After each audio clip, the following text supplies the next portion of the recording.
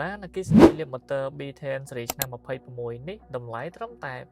$26,000ជាងប៉ុន្តែមិនគួរណាបងប្អូនគាត់មើលរំលងសោះហើយឡាននេះប្រភេទឡាន SUV 5កៅអីមិនតូចពេកមិនធំពេកអញ្ចឹងបងប្អូនជិះ5នាក់អីមិនល្មមតែម្ដងអញ្ចឹងវាងាយស្រួលសម្រាប់ទៅឆ្ងាយៗក៏អត់ជាបញ្ហាដោយសារអគ្គិសនីវាជិះបានដល់ទៅ600គីឡូម៉ែត្រហើយបើនិយាយពី stop ខាងក្រោយនេះវិញគឺ LED មួយឆ្នូតតែម្ដងហើយយ៉ានកោងនេះវិញទំហំ18អិញវាកម្ពស់មិនល្មមដែលអាចបើកបានគ្រប់ស្ថានភាពផ្លូវហើយសំខាន់ជាគៀងមុខនេះវិញគឺគុជមួយគ្រាប់ហ្នឹងគឺភ្លឺច្បាស់មែនតែនតែម្ដងអញ្ចឹងមិនបាច់ទៅលេងគុជអីអស់ទៅលុយច្រើនទេចូលមកខាងក្នុងនេះវិញកៅអីអូតូទាំងពីរកៅអីហើយសំខាន់វាមានក្តៅត្រជាក់ទាំងពីរកៅអីនឹងទៀតអញ្ចឹងវាពិតជាងាយស្រួលក្នុងការអង្គុយវាអត់ស្អិតខ្នងហើយជាកូដនេះវិញគឺទន់ល្មើយងាយស្រួលបត់អត់ចុកដៃទោះជិះឆ្ងាយប៉ុណ្ណាក៏អត់ជាបញ្ហាហើយសំខាន់អេក្រង់នេះវិញគឺមាន radar scan ទៀតសំខាន់ខាងក្នុងគឺមាន speaker 12គ្រាប់ហើយជាមួយនឹង sub speaker ជំនួយសំឡេងឲ្យងំពីរោះពេលស្ដាប់កាន់តែយូរគឺកាន់តែព្រោះអេក្រង់កំសាន្ត 14.6 អិញនេះវាមានមុខងារ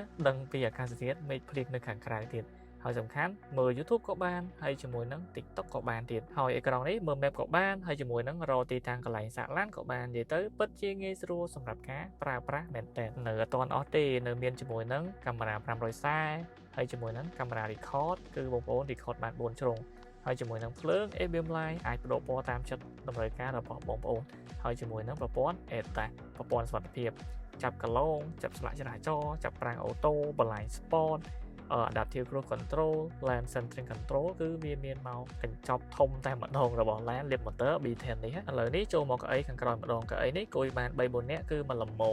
ហើយក៏មានកន្លែងសាកថ្មហើយម៉ាស៊ីនចាក់ខាងក្រោយទៀតនិយាយទៅគឺវាដាច់តម្លៃពីគ្នាក្លុបខាងក្រោយនេះគឺជ្រៅដាក់អាវ៉ាន់ក៏បានច្រើនបងប្អូនមានរេដូទប់ក្លិនឲ្យថែមទៀតហើយសំខាន់បិទបើកអូតូដោយស្វ័យប្រវត្តិថែមទៀតចឹងរកណាបានទៅតម្លៃតែប៉ុណ្្នឹងហ្នឹងប្រសិនបើបងប្អូនចង់ដឹងតំបន់បន្ថែមបងប្អូនអាចឆាតសួរខ្ញុំសិនក៏បានឬក៏អញ្ជើញមកទីតាំងផ្លូវ60ម៉ែត្រក៏បានអញ្ចឹងខ្ញុំបាទបញ្ញាអរគុណជំរាបលាចាំជួបគ្នានៅវីដេអូក្រោយអរគុណបាយបាយ